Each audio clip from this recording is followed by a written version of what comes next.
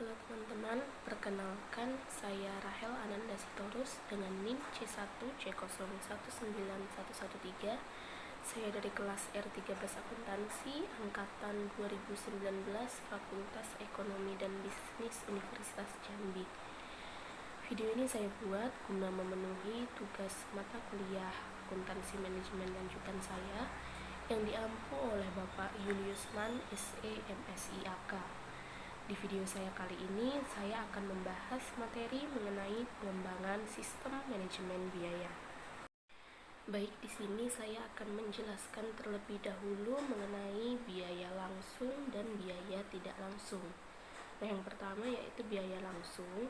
Pengertian biaya langsung atau yang dalam dunia usaha sering disebut dengan direct cost adalah biaya yang dapat dibebankan secara langsung kepada objek biaya atau produk. Menurut Mulyadi, biaya langsung atau direct cost adalah biaya yang terjadi yang penyebab satu-satunya adalah karena adanya sesuatu yang dibiayai. Jika sesuatu yang dibiayai tersebut tidak ada, maka biaya langsung tidak akan terjadi. Nah, contoh biaya langsung itu adalah bahan langsung atau bahan baku, upah pekerja yang langsung terlibat dalam proses produksi barang di pabrik, iklan, ongkos angkut, dan sebagainya. Oke, yang selanjutnya yaitu biaya tidak langsung. Biaya tidak langsung atau indirect cost adalah biaya yang sulit untuk dapat dihubungkan dan dibebankan secara langsung dengan unit produksi dan secara akurat ditelusuri ke objek biaya. Menurut Mulyadi, biaya tidak langsung atau indirect cost adalah biaya yang terjadi tidak hanya disebabkan oleh sesuatu yang dibiayai. Biaya ini tak dapat dihubungkan secara langsung pada unit yang diproduksi.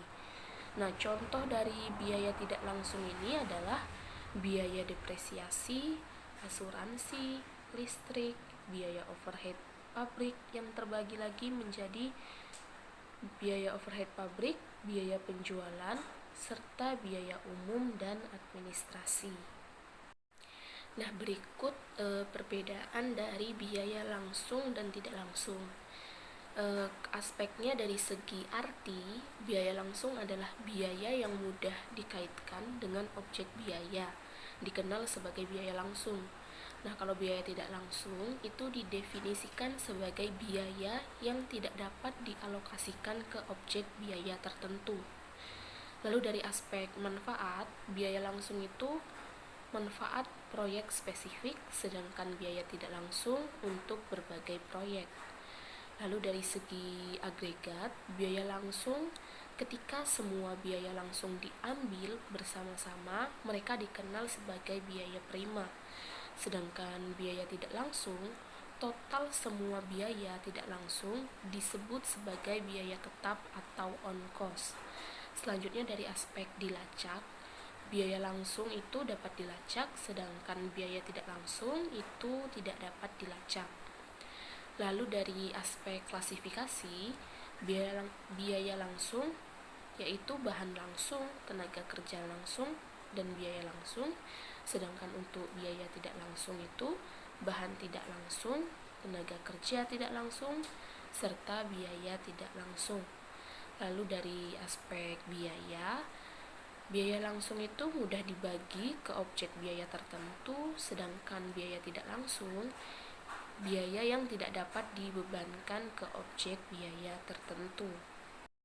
Selanjutnya yaitu activity based costing.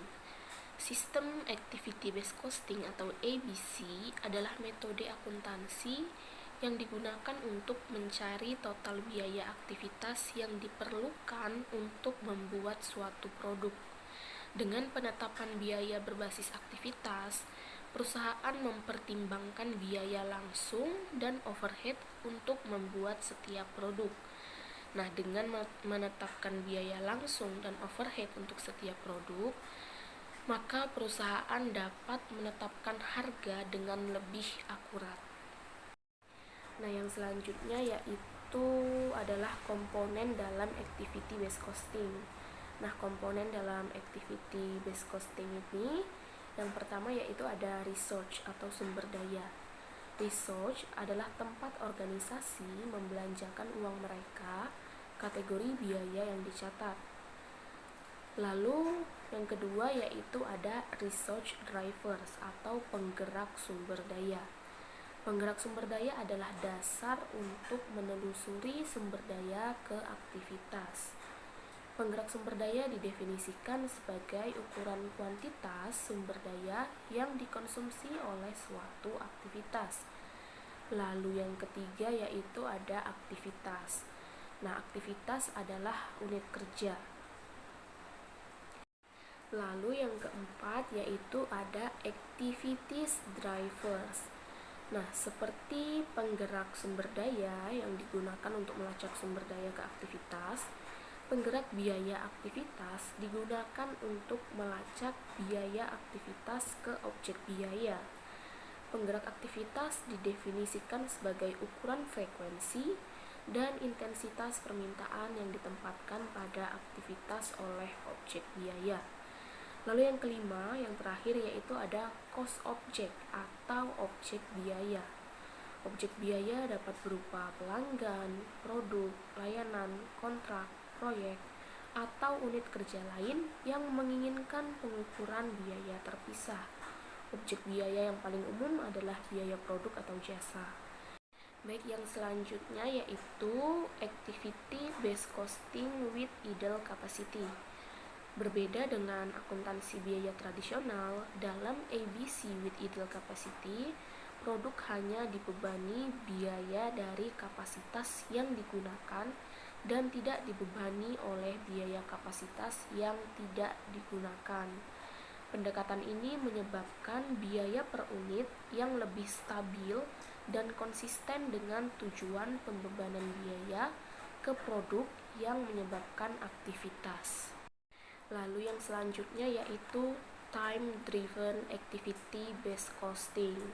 Nah, perbandingan implementasi dari time driven ABC dengan traditional ABC yaitu jika implementasi time driven ABC yang pertama yaitu mengidentifikasi departemen sumber daya yang bermacam-macam. Lalu yang kedua, mengestimasi total biaya dari setiap departemen sumber daya. Lalu yang ketiga yaitu mengestimasi kapasitas pada prakteknya untuk setiap departemen sumber daya. Yang keempat yaitu menghitung biaya per unit dari setiap kapasitas sumber daya. Yang kelima yaitu menentukan estimasi unit waktu untuk setiap transaksi. Dan yang terakhir yaitu membebankan biaya ke produk. Itu tadi adalah implementasi untuk time driven ABC. Sedangkan implementasi pada tradisional ABC yang pertama yaitu mengidentifikasi aktivitas dan biaya aktivitas. Lalu yang kedua yaitu membebankan biaya ke aktivitas-aktivitas. Yang ketiga menentukan activity driver. Yang keempat menentukan tarif activity driver. Dan yang terakhir, yang kelima, yaitu membebankan biaya ke produk. Nah, berdasarkan tabel tersebut, dapat disimpulkan bahwa traditional ABC atau push model menghitung biaya aktivitas yang aktual dan membebankannya ke produk. Sedangkan time-driven ABC atau pull model itu menghitung biaya aktivitas pada tarif standar dan menghilangkan biaya kapasitas yang tidak digunakan. Nah, selanjutnya yaitu kelebihan dari model time driven ABC. Kelebihan dari model time driven ABC dibandingkan dengan traditional ABC yaitu yang pertama sangat mudah dan cepat diimplementasikan. Lalu yang kedua tidak mahal dan mudah diupdate. Lalu yang ketiga, mudah divalidasi dengan pengamatan langsung terhadap model estimasi dari unit waktu. Yang keempat, mampu diterapkan pada perusahaan dengan skala besar. Yang kelima, mudah menggabungkan fitur spesifik untuk pesanan, supplier, dan pelanggan khusus. Dan yang terakhir yaitu lebih memandang kepada efisiensi proses dan pemanfaatan kapasitas. Nah, baiklah, itu tadi penjelasan materi mengenai pengembangan sistem manajemen biaya.